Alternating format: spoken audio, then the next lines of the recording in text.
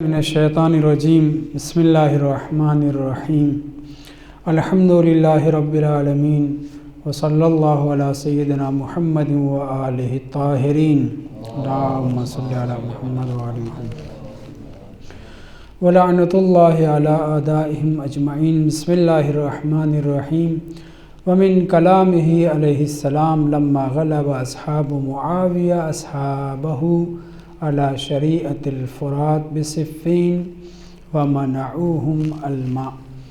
یہ خطبہ جس کے اوپر ہماری گفتگو چل رہی ہے، یہ خطبہ نہیں بلکہ کلام امیر المومنین علیہ السلام ہے، جسے خطبات کے اندر ذکر کیا گیا ہے۔ چونکہ سید رضی صاحب فصیح و بلیغ کلمات کو چن چن کر کے اس کتاب میں جمع کر رہے تھے، لہٰذا اس کلام امیر المومنین علیہ السلام کے ان بیانات کو جو سید رضی کی نظر میں بہت زیادہ فصیح و بلیغ تھے، ان کا اس کلام کا وہ ٹکڑا یہاں پہ ذکر کیا ہے۔ یہ امام نے کلام اس وقت ارشاد فرمایا ہے جبکہ معاویہ کا لشکر فرات کے اوپر صفین کے علاقے میں قابض ہو گیا تھا علیکم السلام، اور دور دور تک کہیں گھاٹ نہیں تھا جہاں سے اتر کر فرات کے پانی کو پیا جا سکے۔ امام جب کوفہ سے تشریف لے جا رہے تھے صفین کی طرف، تو آپ نے خطبہ ارشاد فرمایا، اس کے اوپر ہم گفتگو کریں گے۔ جی، خطبہ نمبر 51 پہ گفتگو ہو رہی ہے۔ اور علیکم السلام۔ فرات کے ساحل پر گھاٹ پر جس کو شریعت کہا جاتا ہے، شریعت الفرات یعنی فرات کے کنارے اور گھاٹ پہ، مشرعہ اور شریعہ دونوں گھاٹ کے معنی میں ہے۔ لشکر معاویہ پہلے پہنچ گیا تھا، لہٰذا ان لوگوں نے وہاں پہ قبضہ کر لیا اور اس طریقے سے لشکر امام کو پیاسا مار ڈالنا چاہتے تھے۔ اس کے اوپر گفتگو کریں گے۔ کلمات کچھ ہم نے پڑھے تھے اور بھی پڑھنے کی ضرورت ہے، اور ابھی اس خطبے کے بہانے ہم چاہتے ہیں کہ صفین کے حوالے سے اور بھی کچھ باتیں ذکر کی جائیں۔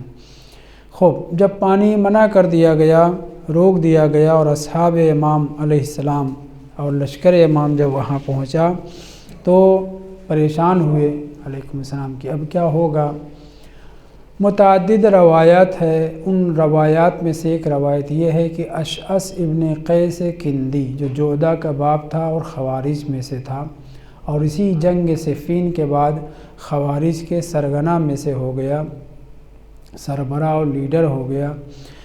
اس نے آ کر کے مولا کی خدمت میں عرض کیا، مولا آپ یا تو اجازت دیں ہم آر پار کی لڑائی لڑ کے پانی پہ قبضہ کریں، اور ہو سکے تو مالک اشتر کو بھی ہم لوگوں کے ساتھ کر دیجئے، بہرحال ہم آپ سے اجازت چاہتے ہیں۔ یعنی جان رہا ہے کہ سربراہ مسلمین حضرت امیر المومنین علیہ السلام ہیں، لہٰذا ان کی اجازت کے بغیر یہ کام نہیں ہو سکتا، اجازت مانگ رہا ہے۔ اس کے اوپر ہم گفتگو آگے کریں گے۔ امام نے اجازت دے دی ذالک الیکم کہہ کے، اور یہ نہیں کہا کہ نہیں جا کے جنگ کرو ہی۔ اس خطبے میں اختیار پتہ چل رہا ہے، مگر اور روایات موجود ہے۔ نصر ابن مزاحم کی منقری کی کتاب وقعۃ صفین میں یہ عبارت نقل ہوئی ہے، اور اس سے بھی پہلے کی کتاب جناب یحییٰ ابن لوط ابو مخنف جن کو کہا جاتا ہے، برابر آپ مصائب میں ان کا نام سنتے ہوں گے، ابو مخنف کی روایت یہ ہے۔ تو یحییٰ ابن لوط یا لوط ابن یحییٰ، لوط نام تھا، لوط ابن یحییٰ ازودی کوفی امام کے چاہنے والوں میں سے تھے۔ انہوں نے حالات جنگ جمل و صفین و نہروان بھی رقم کیا ہے۔ تاریخ ابی مخنف بھی مشہور ہے، مگر تاریخ موجود نہیں رہی، اب تک ہمارے پاس نہیں پائی جاتی۔ مقتل امام حسین علیہ السلام جو ابو مخنف کا ہے، وہ بھی جو جامع مدرسین سے چھپا ہے، وہ بھی یقینی نہیں ہے کہ ان کا ہو۔ خود مقدمے میں کو میں نے تقریباً پورا پڑھا ہے، انہوں نے مقدمے میں باقاعدہ لکھا ہے کہ اکثر مطالب انہی کے ہیں، لوط ابن یحییٰ ازودی کے، مگر اصل مقتل امام حسین علیہ السلام ہم تک نہیں پہنچا۔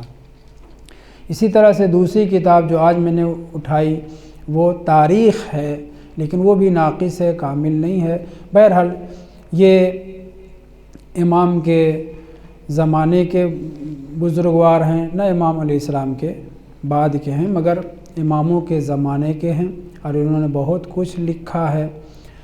ان مطالب میں سے مقتل امام حسین علیہ السلام برابر پڑھا جاتا ہے، جو مقتل ابن مخنف کے نام سے مشہور ہے۔ تاریخ بھی ہے، لیکن تاریخ کے بھی ناقص ہے۔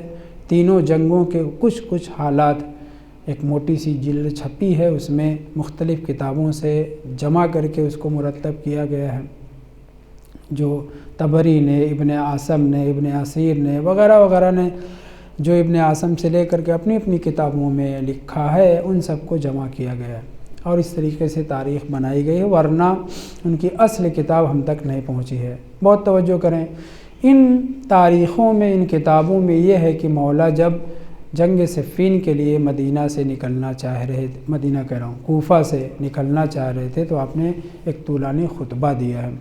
چند فقرے بہت زیادہ مشہور ہیں، اس کے اوپر گفتگو کریں گے۔ وہاں پہ جب پوچھا گیا صفین میں پہنچ کر کے، تو امام نے کہا ذالک الیکم، میں مقصد تو اور لے کر کے آیا ہوں، اب تم لوگ پانی کے لیے لڑنا چاہ رہے ہو، پانی پہ قبضہ کرنا چاہ رہے ہو، تو ذالک الیکم، یہ تمہارے اختیار میں، جنگ کرو نہ کرو، پیاسے رہو، ذلت سہو، یا جو امام نے یہاں فرمایا ہے کہ اپنی تلواروں کو خون سے سیراب کرو اور پھر پانی سے سیراب ہو جاؤ، جیسا کہ یہاں پہ بیان کیا ہے۔ بہرحال وہاں پہ امام نے جو جملہ ارشاد فرمایا صفین کے مقام میں، ذالک الیکم کہا ہے، یہ تمہارے اختیار میں۔ دوسرے لفظوں میں ہدف جنگ یہ نہیں ہے کہ جس کے لیے تم لوگ آگے بڑھ رہے ہو۔ بہرحال جب امام نے اجازت، دوسرے لفظوں میں اجازت دے دی، تو اشعث ابن قیس نے شور شرابہ شروع کیا، آواز لگانا شروع کی، کون ہے تم میں سے جو یا پانی چاہتا ہے یا موت، اور اس طریقے سے شور شرابہ کرتے ہوئے کہ جو بھی میرے ساتھ چلے گا اسے کل یا مرنا ہے یا پانی حاصل کرنا ہے۔ دوسرے لفظوں میں مرنا اور مارنا ہے، آر پار کی لڑائی لڑنا ہے، کون کون تیار ہیں؟ میں صبح کو نکلوں گا، رات ہی کو اس کے خیمے کے پاس 12,000 کا لشکر، امام علیہ السلام کے لشکر میں سے 12,000 لوگ، کافی لوگ تھے، جمع ہو گئے، اور پھر ان لوگوں نے حملہ کیا اور فوج کو ہٹایا۔ اس سے پہلے اس نے اشعث ابن قیس نے جو جنگ کی کیفیت بتائی گئی ہے پانی کے لیے، اسے جنگ نہ کہیں، جنگ صفین اسے نہیں کہیں گے، پانی پہ قبضہ کرنے کے لیے، پانی کو دوسرے لفظوں میں گھاٹ کو چھڑانے کے لیے، اس کے لیے امام نے بہرحال انہیں اجازت دے دی تھی، لیکن ہدف جنگ قرآن و سنت کی طرف دعوت وغیرہ ہے۔ بہرحال امام نے جب یہ اجازت دے دی تو اس نے شور شرابہ کیا اور لشکر اکٹھا ہو گیا، 12,000 کے قریب لوگ اکٹھا ہو گئے۔ اس نے امام سے وہاں پہ یہ بھی کہا تھا کہ مولا ہو سکے تو مالک اشتر کو بھی، دوسرے لفظوں میں میرے اکیلے کی بس کی بات نہیں ہے، اتنا بڑا لشکر کوفیوں، ان کا شامیوں کا، بعض روایت میں ہم نے پچھلے درس میں پڑھا تھا کہ 40,000 صرف گھاٹ کے اوپر، کربلا میں تو 4,000 عمر ابن زبید کے، حجاج ابن ابجر کے وغیرہ کے قبضے میں جو لوگ تھے، وہاں 40,000 کا لشکر تو صرف پانی کے گھاٹ کو گھیرے ہوئے تھا۔ تاریخ میں ذکر ہوا ہے، اما جناب مالک اشتر کو بھی امام نے اجازت دی، اور اس نے یہ کہا تھا کہ ان کو اپنے حساب سے آپ جہاں حکم دینا چاہیں، معین کرنا چاہیں، ویسے معین کریے۔ صبح کو جب یہ لشکر نکلتا ہے تو جیسے یہاں اپنے یہاں تو ہمارے یہاں پچئی بولتے ہیں، آپ لوگوں کے یہاں کیا بولتے ہیں، وہ ایک خاص دن، یرحمکم اللہ، لڑائی ڈنڈا وغیرہ سے ایک دوسرے کو مارتے ہیں، مارتے نہیں کھیلتے ہیں، ناگ پنچمی، تقریباً اس کی کیفیت یہی تھی۔ اشعث ابن قیس اپنے لشکر کو جب لے کر کے نکل رہا ہے تو اپنے بھالے اور نیزے کے ذریعے سے ایک مرتبہ ناپتا ہے، پھر کہتا ہے لشکر وہاں تک پہنچے، پھر اسے ناپتے ہوئے یہاں تک کہ بالکل قریب جب پہنچ گیا تو اس نے عمرو عاص کو خطاب کر کے کہا، حالانکہ عمرو عاص پہلے سے پانی پر قبضہ کرنے کے لیے موافق نہیں تھا، معاویہ کی مخالفت کر رہا تھا، لیکن جب سردار ایسا ہوتا ہے تو اس کے چیلے چپاڑے بھی ویسے ہی ہوتے ہیں، آخرکار گھاٹ پہ وہ آ گیا، وہ بھی قبضہ جمائے ہوئے تھا، ان میں شامل تھا۔ اشعث نے اس کو مخاطب کیا کہ پانی چھوڑ دو، پانی کے لیے میں نہیں لڑنا چاہتا ہوں، لیکن اگر پانی تم نہیں چھوڑو گے تو تلوار چلے گی، ہم تلوار کو خون سے سیراب کریں گے۔ عمرو عاص نے بھی قسم کھا کر کہا کہ ہم بھی جنگ نہیں چاہتے ہیں فی الحال، لیکن اگر تم نے پانی پہ قبضہ کرنا چاہا تو ہم بھی اپنی تلواروں کو خون سے تمہارے سیر کریں گے، سیراب کریں گے۔ بہرحال اس طرح سے تو میں ہوتی رہی، آخر کار جنگ ہوئی اور گھاٹ سے وہ لوگ بھاگے۔ ایک روایت یہ ہے کہ اشعث ابن قیس کی سرکردگی میں 12,000 کا لشکر حملہ آور ہوا اور پانی پر سے ان لوگوں کو بھگایا۔ دوسری روایت جو ابھی میں نے پڑھی، پچھلے ہفتے کچھ پڑھی گئی تھی، اس ہفتے کی، جناب مالک اشتر کو بھی امام نے اجازت دی، ان کے ساتھ گئے اور ان کا لشکر بھی تھا، ملا کر کے ان لوگوں نے حملہ کیا تھا اور کافی جنگ ہوئی۔ 7 بڑے بڑے پہلوانوں کو، مشہور جو شامی تھے، ان کو قتل کرنے کے بعد مالک اشتر نے ان کو قتل کیا اور پھر پانی پہ قبضہ ہوا۔ تیسری روایت بیان کرنے سے پہلے جب معاویہ اپنے لشکر کو بھیج چکا اور جب خود پہنچا اور جب اسے یہ خبر دی گئی کہ ہم نے فرات کے گھاٹ کے اوپر قبضہ کر لیا ہے، تو اس نے ایک فقرہ کہا۔ وہ فقرہ چونکہ اس سے کام ہے اور مجلس میں بھی آپ بعض فقرے اس طرح کے سنتے رہتے ہیں، مناسبت اور موافقت کے طور پہ میں ذکر کرنا چاہ رہا ہوں کہ لشکر معاویہ فرات کے گھاٹ پر قبضہ کرنے سے اس قدر خوش تھا کہ مت پوچھیے، جیسے کہتے ہیں نا پھولے نہیں سمانا، ویسے یہ لوگ بہت خوش تھے۔ جب معاویہ پہنچا تو اس نے یہ منظر جب دیکھا تو کہا، یا اہل الشام ھذا واللہ اول الظفر، بخدا قسم یہ پہلی جیت ہے، یعنی تم لوگوں نے پانی پہ قبضہ نہیں کیا ہے، بس سمجھ لو کہ تم جنگ جیت گئے ہو۔ کیوں؟ اس لیے کہ پانی ملے گا نہیں، دور دراز صحرا بیابان ہے، گھاٹ کہیں ہے نہیں، ہم مولا علیہ السلام کے لشکر کو گھیر کر کے اس طریقے سے پیاسا دوسرے لفظوں میں مار ڈالیں گے۔ اس نے کیا کہا، یا اہل الشام ھذا واللہ اول الظفر، یہ پہلی جیت ہے، پہلی کامیابی ہے۔ یہ فقرہ متوجہ رہیں اس فقرے کی طرف۔ عمرو عاص نے کہا، تمہارا کیا خیال ہے کہ اس طرح سے لشکر علی ابن ابی طالب پیاسا رہ جائے گا اور تم سے لڑے گا نہیں، پانی کے اوپر آر پار کی لڑائی نہیں ہوگی؟ میری رائے یہ ہے کہ گھاٹ کو چھوڑ دو، عمومی چیز ہے، لیکن اس فریب کار لومڑی کے مشورے کو معاویہ نے مانا نہیں۔ بہرحال وہ مجبور ہو کر سرکردہ ہے، مجبور ہو کر کے آتا ہے کہہ لیجئے، یا مقصد اس کا یہی تھا۔ جب یہ جنگ ہوئی ہے تو ایک روایت یہ ہے کہ اشعث کا لشکر 12، دوسرا یہ ہے کہ امیر المومنین علیہ السلام نے جناب مالک اشتر کو بھی بھیجا، ان کے ساتھ لشکر تھا، بڑے بڑے پہلوانوں کو مارنے کے بعد وہاں سے کھدیرا، دوسرے لفظوں میں۔ تیسری روایت جو ہمارے بعض بزرگوں نے نقل کی ہے وہ یہ ہے کہ عمرو عاص اشعث ابن قیس جب لڑنے کے لیے گیا تو وہ دم ہلاتے ہوئے واپس بھاگ کر کے آیا، کامیاب نہیں ہو پایا۔ کہاں 40,000 کا لشکر ہے اور کہاں اس کے ساتھ جو بھی 12,000 کا لشکر تھا، کامیاب نہیں ہو پایا۔ دوسری مرتبہ پھر، تیسری مرتبہ پھر، کئی مرتبہ جنگ کی کہ پانی کے اوپر، گھاٹ کے اوپر قبضہ کر سکے، نہیں ہو سکا۔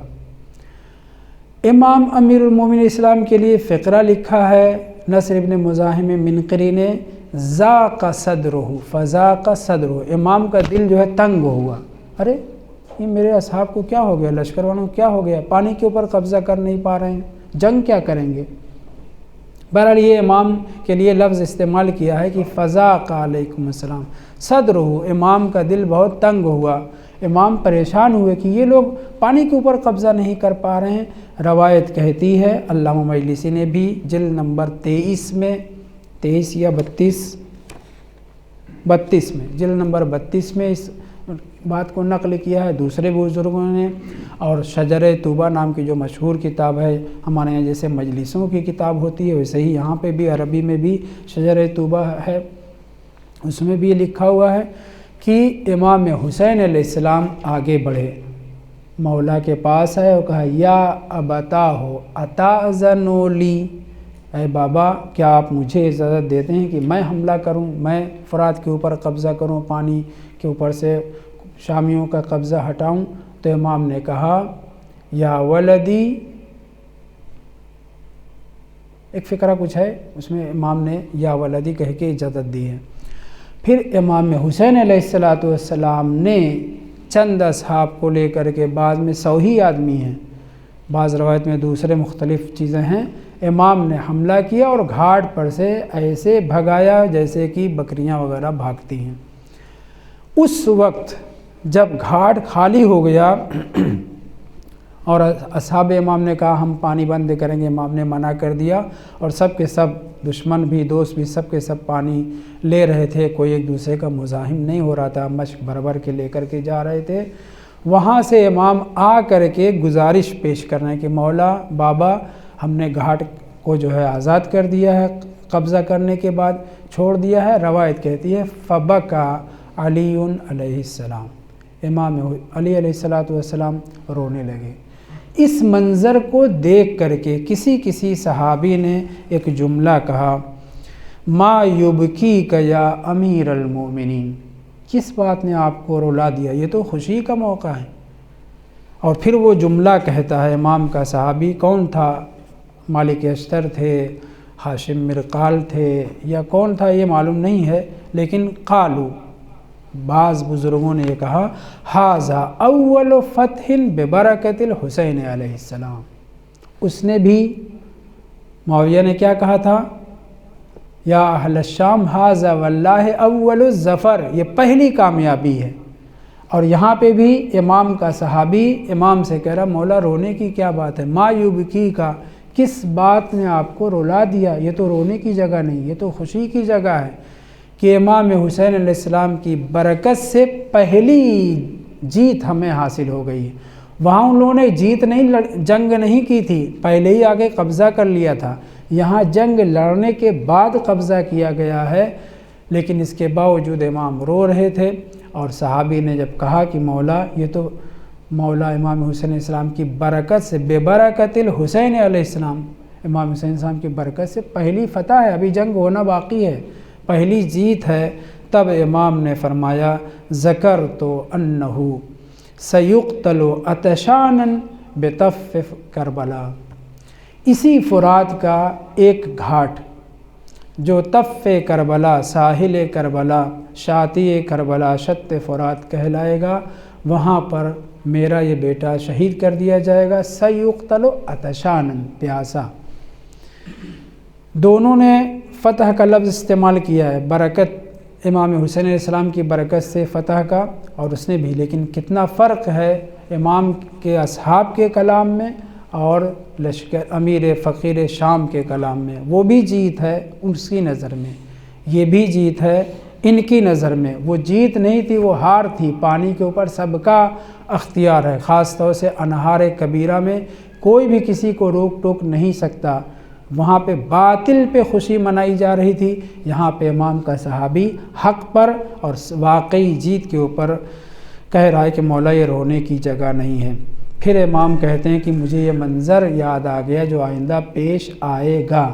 امام حسین علیہ السلام کے اوپر انبیاء بھی روئے ہیں، معصومین شہادت سے پہلے روئے ہیں، انبیاء بھی، اور معصومین میں رسول خدا جناب سیدہ امام حسن علیہ السلام، امام امیر المومنین علیہ السلام، اور ایک مثال یہی ہے، سنی ہے نصر ابن مزاحم، لیکن ہمارے علماء کہتے ہیں شیعہ تھے، اور صرف شیعہ نہیں تھے، پختہ شیعہ تھے، جناب نصر ابن مزاحم منقری جنہوں نے یہ جملہ لکھا ہے۔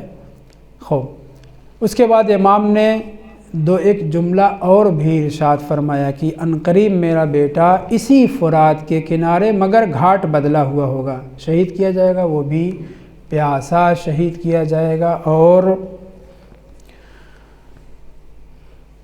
ان کا گھوڑا بدک کر ہنہناتا ہوا، حالانکہ بدکنا لفظ شاید اچھا نہ ہو، ہنہناتا ہوا پھر رہا ہوگا، اور وہ اپنی زبان میں یہ جملہ کہہ رہا ہوگا، جگہ جگہ آپ نے لکھا ہوا دیکھا ہوگا، الظلیمۃ الظلیمۃ من امت قتلت ابن بنت نبیہا۔ الظلیمہ باقاعدہ کتاب بھی آگے اتنی موٹی، وہ البتہ موضوع اس کا دوسرا ہے، لیکن اسی لفظ کو कौन? घोड़ा इमाम का फरियाद कर रहा था, ये कैसी कौम है, तुफ है इसके ऊपर कि ये अपने ही नबी की बेटे के बेटे को कत्ल कर रहे हैं, वो भी भूखा और प्यासा। तवज्जो रहे, अब हमने छेड़ तो दिया ये और रवायत भी आपके सामने ज़िक्र कर दिया कि इमाम हुसैन अलैहिस्सलाम के ज़रिए पहली फ़तह जंग सिफ़ीन में हासिल हुई। लेकिन हम आप ये भी सुन चुके हैं कि जनाब मोहम्मद हनफिया जो इस लश्कर में मैसरा के ऊपर इमाम अली अलैहिस्सलाम ने उनको तैनात किया था और बहुत ज़्यादा बहादुरी दिखाई, कई मरतबा जंग करने के लिए गए। जंग करके आते थे तो ज़रा के अंदर से खून, जहाँ जहाँ तलवार नोक उसका घुसा है, तीर अगर घुस गया है, खंजर को इतना नज़दीक नहीं, भाला फेंका गया है, खून जगह जगह से के लोथड़ा बन बन करके ज़रा से निकल रहा था, जंजीर टाइप की थी ना। और इमाम अली अलैहिस्सलाम उस मकाम पर बेटे को अपने पानी भी पिलाते थे, सर पे पानी छिड़कते थे और ज़रा के ऊपर भी पानी छिड़कते ताकि ठंडी हो जाए।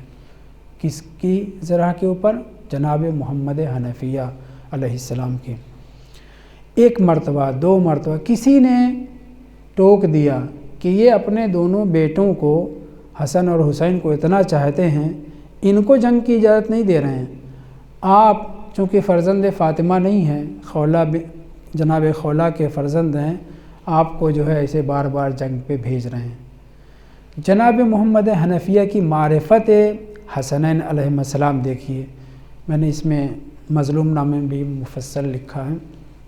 कहते हैं कि मैं अपने बाप का दस्तबाजू हूँ और मेरे भाई हसन और हुसैन मेरे बाप की आँखें हैं। जब किसी इंसान की आँख के ऊपर हमला होता है तो इंसान अपनी आँख को अपने हाथों से बचाता है। ये फ़िक्रा मोहम्मद हनफिया ने ख़ुद कहा था, नहीं कि किसी ने सिखाया।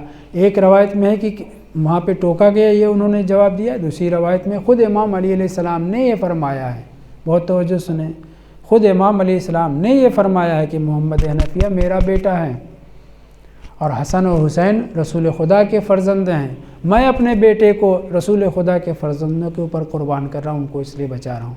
ये दो रवायत। तीसरी रवायत, इमाम हसन अलैहिस्सलाम या इमाम हुसैन अलैहिस्सलाम जब सब शरीक हैं और जंग शुरू हो चुकी, तब तो मुनफरदन फ़र्दन इजाज़त की ज़रूरत नहीं है। इमाम ने तलवार निकाली और टूट पड़े।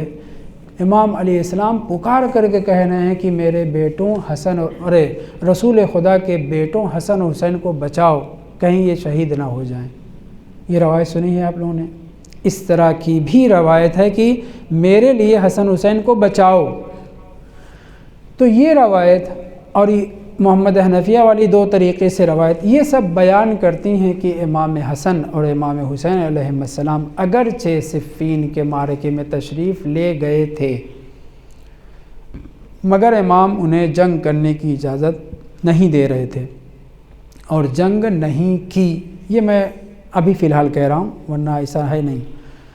जंग की इजाज़त नहीं दे रहे थे। मेरे बेटों को बचाओ, मेरे रसूल खुदा के फ़र्जंदों को महफूज रखो इला आखिर। या मोहम्मद हनफिया का कहना कि उन दोनों को इसलिए इजाज़त नहीं दे रहे हैं कि वो रसूल खुदा के फ़र्जंद हैं, मैं अपने बाप का फ़र्जंद हूँ, उनके रसूल खुदा के फ़र्जंद का दिफा।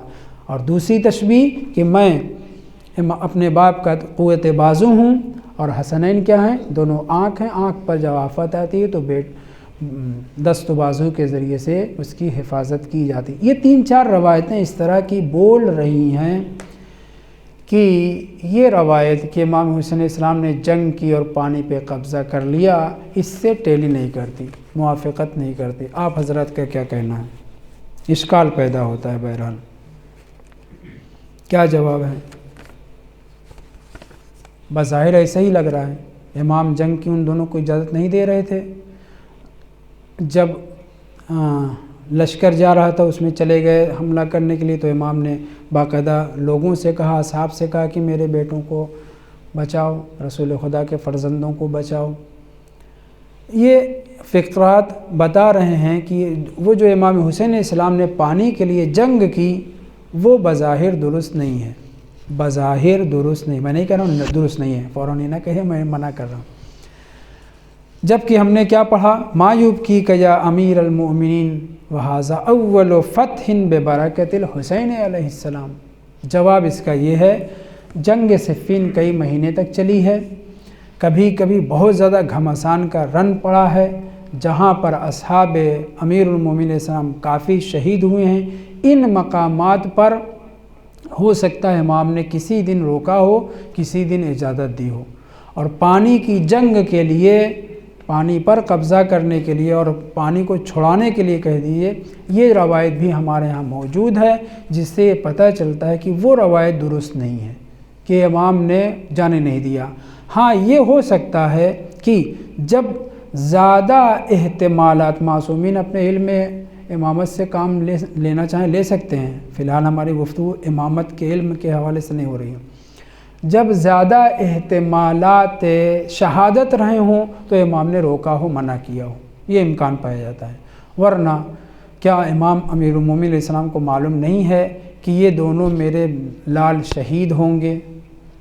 پیغمبر نے کتنی مرتبہ بیان کیا ہے، جناب سیدہ کے سامنے بھی، اصحاب کے سامنے بھی، تو یہ بعید ہے، یہ ممکن نہیں ہے کہ امام یہ تصور کریں کہ میرے بیٹوں کو روکو، کہیں اگر شہید یہ ہو گئے تو نسل نبوت و امامت منقطع ہو جائے گی۔ یہ سب فقرے بظاہر صحیح نہیں ہیں، الا یہ کہ اس طرح کی تعویل کی جائے جو میں نے آپ کے سامنے ذکر کی وہ بھی۔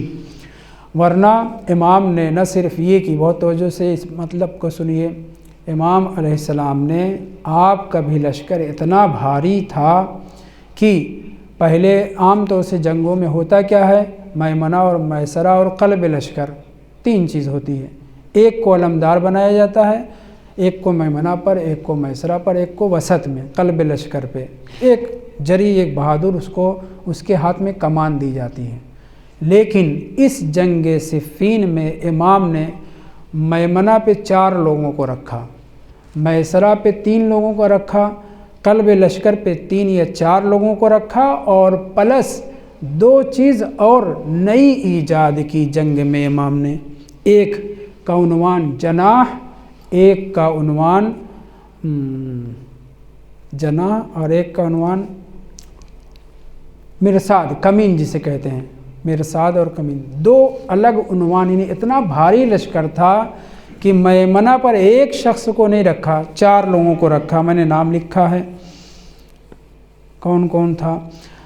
میمنہ پہ حضرت امام حسن علیہ السلام، حضرت امام حسین علیہ السلام، جناب عبداللہ ابن جعفر جناب زینب کے شوہر، جناب مسلم ابن عقیل علیہ السلام، یہ 4 لوگ میمنہ پر لشکر امام امیر المومنین علیہ السلام میں جنگ صفین پر مقرر تھے، اور جو سپہ سالار ہوتا ہے، جو کمانڈر ہوتا ہے، جو آگے جو اس طرح کی ذمہ داری نبھاتا ہے، وہ پیچھے نہیں ہوتا، اپنی جان نہیں بچاتا، بلکہ وہ بڑھ کر کے خود بھی حملہ کرتا ہے اور اپنے ساتھیوں کو بھی للکارتا ہے۔ یہ تو ہو گیا میمنہ پہ۔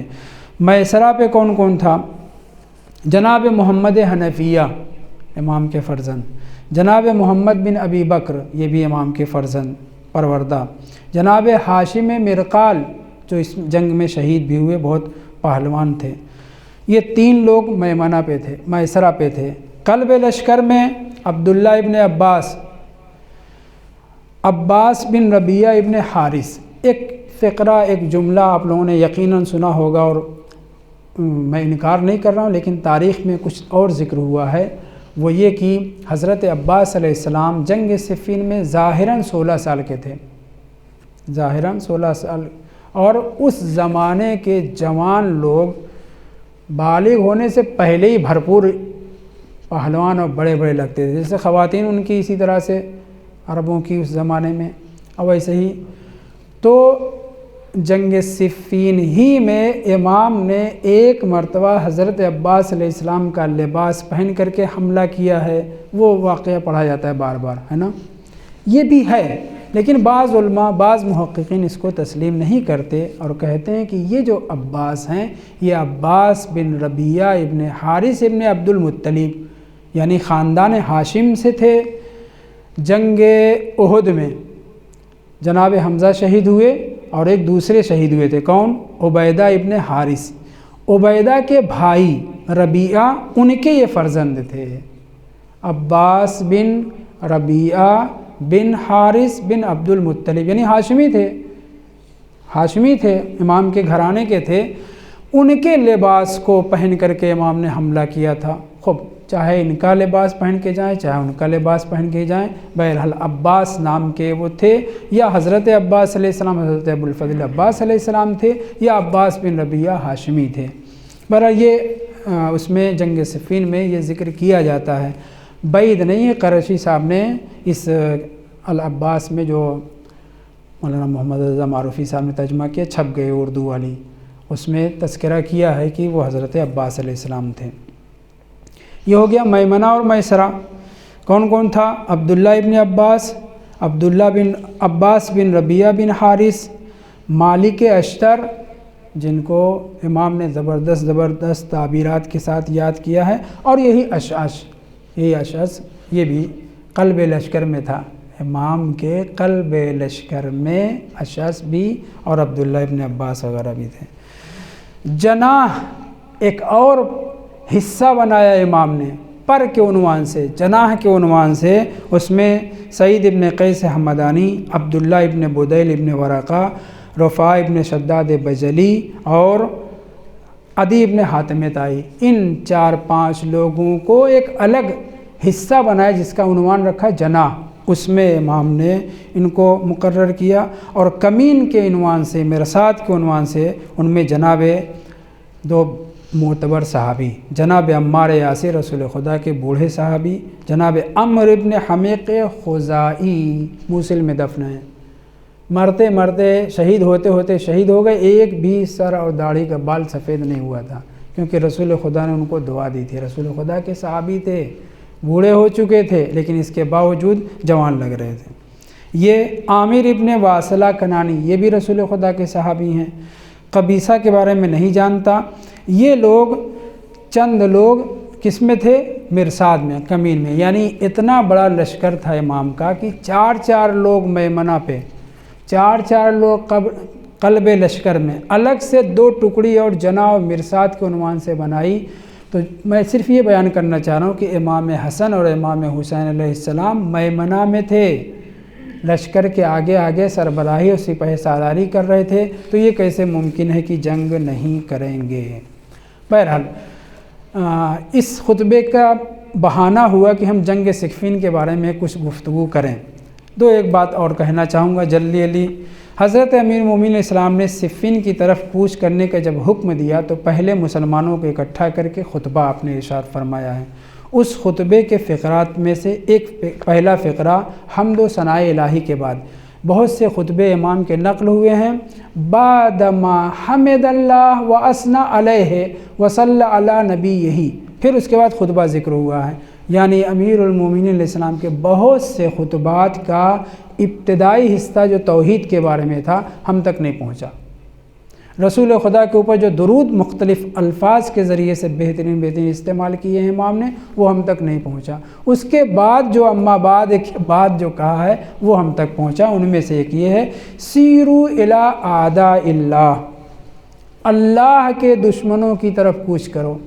مولا کوفہ میں مومنین سب ہیں، چاہنے والے ہیں، سب تو نہیں مومنین ہیں، کافی مومنین ہیں، چاہنے والے ہیں، اور ان کو آپ صفین پہ لے کے جا رہے ہیں۔ صفین والے بھی تو مسلمان ہیں، نام لا الہ الا اللہ محمد رسول اللہ کہہ رہے ہیں، اور آپ کہہ رہے ہیں سیرو الی اعداء اللہ۔ نتیجہ یہ ہے کہ حجت خدا کا دشمن بھی خدا کا دشمن ہے، اور خدا کے دشمنوں کے اوپر ان سے تال میل نہیں کیا جاتا، ان سے جنگ کی جاتی ہے اور ان کے اوپر لعنت کی جاتی ہے۔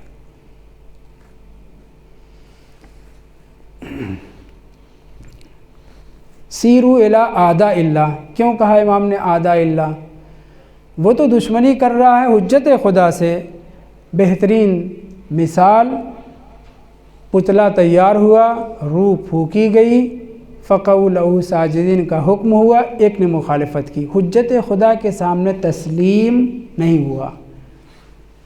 خدا نے کیا کہا؟ صرف تمہارا دشمن نہیں ہے، میرا عدوی و عدوکم، میرا بھی دشمن ہے تمہارا بھی دشمن ہے، یعنی اپنے زمانے کے حجت خدا کے سامنے، مجلس کا نقطہ ہے، تسلیم نہ ہونے والا خدا کا دشمن ہے، اور خدا کے دشمن سے تال میل نہیں، بلکہ اس کے اوپر لعنت کی جاتی ہے، اور موقع ملے تو اس کا صفایا کیا جاتا ہے۔ دوسرا فقرہ، سیروا الی اعداء السنن والقرآن، یا ایھا الناس، یا کیا لفظ استعمال کیا تھا خطبے کے بعد، اما بعد کے بعد، سیروا الی اعداء السنن والقرآن۔ امام سیدھے سیدھے کہہ دیے الی الثقلین، نہیں، امام نے کہا سیروا الی اعداء السنن، سنن استعمال ہوئے قرآن کے ساتھ، تو کس کی سنت یہ مراد ہے؟ رسول خدا صلی اللہ علیہ وآلہ وسلم کی۔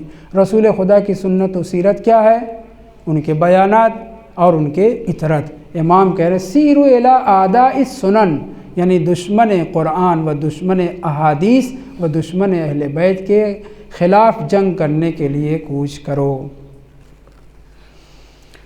تیسرا فقرہ، سیروا الی بقیۃ الاحزاب قتلۃ المہاجرین والانصار، اسی میں آپ کی زحمت ختم کر رہا ہوں۔ کیا فرما رہے ہیں؟ سیروا الی بقیۃ الاحزاب واو نہیں ہے، قتلۃ المہاجرین والانصار۔ ایک جنگ کو، ایک نہیں، جنگ خندق کو جنگ احزاب بھی کہا جاتا ہے، پورا سورہ اس کے اوپر 23واں نازل ہوا ہے۔ اس جنگ کو جنگ احزاب، جبکہ خندق کھودی گئی تھی حضرت سلمان فارسی کے مشورے سے خندق کھودی گئی تاکہ مدینہ والوں کا دفاع ہو سکے، اور پھر جنگ ہوئی۔ اس جنگ کو جنگ احزاب بھی کہا جاتا ہے۔ احزاب حزب کی جمع ہے، ہم آپ جانتے ہیں، حزب یعنی پارٹی۔ کفر و شرک کی ساری پارٹیاں، جاہلیت کی سارے دشمن سب کے سب سمٹ کر کے اس جنگ میں آ گئے تھے، اس لیے اس جنگ کا نام جنگ احزاب ہے۔ قرآن نے احزاب سورہ نام رکھا اسی جنگ کی بنیاد پر۔ اس جنگ میں مقابل میں اسلام اور مسلمین کے، رسول خدا کے سارے دشمن خدا، ساری پارٹیاں جو خدا کی مخالف تھیں، سب کے سب سمٹ کر کے آ گئی تھیں۔ امام امیر المومنین علیہ السلام جب عمرو ابن عبدود کے مقابل میں گئے ہیں تو ایک ضرب کو رسول خدا نے ثقلین کی عبادت سے بھاری قرار دیا، مہنگی قرار دیا۔ ایک ضرب امیر المومنین علیہ السلام کی ثقلین کی عبادت سے بھاری۔ وہاں کیا لفظ استعمال کیا ہے؟ برز الایمان کلہ الی الشرک یا الی الکفر کلہ۔ یہ لفظ کیوں استعمال کیا؟ کیونکہ ساری پارٹیاں اکٹھا ہو کر کے آ گئی تھیں، تو ادھر سے جو جا رہا تھا وہ پورا صرف مومن نہیں ہے، امیر المومنین ہے، کل ایمان صرف نہیں ہے، بلکہ سارے مومنین کی نیابت بھی کر رہا ہے نا۔ توجہ، آج کیا امیر المومنین اسلام فرما رہے ہیں؟ سیروا الی بقیۃ الاحزاب، احزاب یعنی حزب کی جمع، پارٹیاں، بچے کھوچے جو کافر و مشرک ہیں۔ جنگ خندق میں امیر المومنین علیہ السلام جو جنگ کرنے کے لیے گئے تھے، کیا کہا تھا؟ الی الکفر کلہ، دوسرے میں الی الشرک کلہ۔ تو احزاب کیا تھے؟ اہل الشرک تھے یا کل شرک تھے، ان کے بچے ہوئے لوگ جنگ صفین میں آئے تھے۔ امام صاف لفظوں میں فرما رہے ہیں کہ تم ان کے کلمے پہ نہ جاؤ، ان کے لا الہ الا اللہ محمد رسول اللہ نماز پڑھنے پہ نہ جاؤ، یہ سب کے سب مشرک ہیں، کافر ہیں، بچے ہوئے احزاب کے لوگ ہیں، ان سے جنگ کرنے کے لیے جا رہے ہیں۔ اور دوسرا فقرہ اسی میں جوڑ کر کے قتلۃ المہاجرین والانصار، مہاجرین اور انصار کی بڑی عظمت ہے، اگرچہ جناب سیدہ کا ساتھ نہیں دیا بعد والوں نے، لیکن جو شہید ہوئے، جو جنگوں میں جاتے تھے اور جناب سیدہ صلوات اللہ علیہ کی شہادت سے پہلے اس دنیا سے رخصت ہو گئے، ہم ان کی بات کر رہے ہیں۔ ان مہاجرین اور انصار کے قاتلوں کی طرف چلو، یعنی جتنے جنگوں میں رسول خدا کے ہمراہ شہید ہوئے ہیں، مہاجرین میں سے، انصار میں سے، مہاجرین یعنی مکہ سے مدینہ آنے والے، اور انصار یعنی مدینہ کے مدد کرنے والے، ان سب کے قاتلوں کی طرف چلو۔ امام شامیوں کو، جن میں سے شاید کوئی ایک بھی، شاید میں کہہ رہا ہوں، شاید کوئی ایک بھی ان جنگوں میں نہ رہا ہو جو رسول خدا کے ساتھ مہاجرین اور انصار جہاں شہید کیے گئے ہیں۔ لیکن امام کیا کہہ رہے ہیں؟ مہاجرین اور انصار کے قاتلوں کی طرف۔ جب مشن سے ملتا ہے، آدمی جب کسی کے عمل سے راضی ہوتا ہے تو گویا اس نے وہ عمل انجام دیا ہے۔ بنی امیہ ہوں، ابو سفیان کی اولاد معاویہ اور اس کے چیلے چپاڑے ہوں، یہ سب کے سب اہل کفر، اہل شرک، بلکہ بقیت الاحزاب کہہ کے دشمن خدا و دشمن قرآن و دشمن سنن کہہ کے امام امیر المومنین علیہ السلام نے اپنے لشکریوں کے سامنے کلیئر کر دیا ہے، واضح کر دیا۔ اگر تم مجھے حجت خدا امام معصوم مانتے ہو تو تم سمجھ لو کہ کافر و مشرک سے لڑنے کے لیے جا رہے ہو۔ لیکن ایسے بھی تھے کہ جیسے ہی قرآن نیزے پہ آیا، ہم تو قرآن سے جنگ نہیں کریں گے۔ امام نے کیا کہا؟ ظاہرہ ایمان و باطنہ عدوان۔ یہ قرآن نہیں نیزے پہ ہے، یہ سرکشی اور ظلم ہے، لیکن نہیں سمجھے، اور لا حکم الا للہ کا نعرہ بلند کیا۔ یہی ملعون اشعث بن قیس سر فہرست تھا۔ انشاءاللہ باقی گفتگو اسی حوالے سے اور ہوگی۔ والحمدللہ رب العالمین۔ چالے کیا حسین؟ مرصاد کمینگاہ کو بولتے ہیں، کمینگاہ یا